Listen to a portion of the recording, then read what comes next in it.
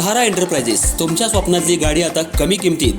इचलकरंजी शहरालगत असलेल्या कबनूर चंदूर रोडवर कोन्नूर पार्कमधल्या सहारा एंटरप्राइजेस इथं पश्चिम महाराष्ट्रातली विविध बँका आणि फायनान्स कंपन्यांनी जप्त केलेल्या जुन्या दुचाकी आणि चारचाकी गाड्यांची विक्री केली जाते. शोरूम किमतीपेक्षा 25 ते 50% कमी दरात, उत्तम स्थितीत आणि संपूर्ण कागदपत्रांसह त्वरित डिलिव्हरी. दुचाकी 20,000 पासून पुढे तर चारचाकी 50,000 पुढे. आपल्या पसंतीची कार किंवा बाईक आता अगदी परवडणाऱ्या दरात घेऊन जा.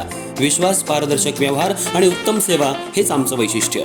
पत्ता Konnur park, Kabnoor Chandur road, Ichalkaranji. Proprietor Rajubhai Ajgar. संपर्क 8055810910 आणि 9860785786. सहारा एंटरप्राइजेस, दर्जा, विश्वास आणि बचत यांचं परिपूर्ण ठिकाण.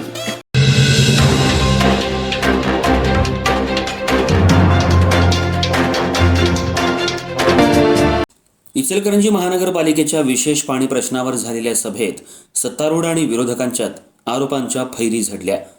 4 तास चाललेल्या या सभेत सुळकूड पाणी योजनाच शहरासाठी कार्यान्वित करण्यासाठी सत्तारूढ आणि विरोधकांचे एकमत झालं.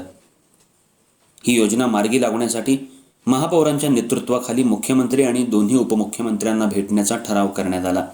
दरम्यान सभेच्या सुरुवातीलाच विरोधी शिवशाहू विकास आघाडीच्या नगरसेवकांनी महापालिकेच्या प्रवेशद्वारातच जोरदार निदर्शनं करत मातीची मडकी फोडली. महापौर उदय धातुंडे यांनी इचलकरंजी शहराचा पाणी प्रश्न आणि काळा ओढा या संदर्भात चर्चा करण्यासाठी विशेष सभेचं आयोजन केलं होतं.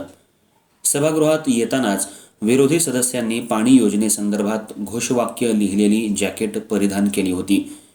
ती काढल्यानंतर सभा सुरू होईल असं महापौरांनी सांगितलं. यावर सुमारे अर्ध्या तासाच्या चर्चेनंतर जॅकेट काढल्यावर सभेला प्रारंभ झाला. विरोधी पक्षनेते उदयसिंग पाटील यांनी इचलकरंजीच्या पाणी प्रश्नावर बोलताना मुद्देसूद मांडणी केली. 15 वर्षात कृष्णा योजना आणि आत्तापर्यंतच्या पाणी पुरवठा योजनेसाठी सुमारे 465 कोटी रुपये खर्च झाला असल्याचं आकडेवारीसह त्यांनी सांगितलं.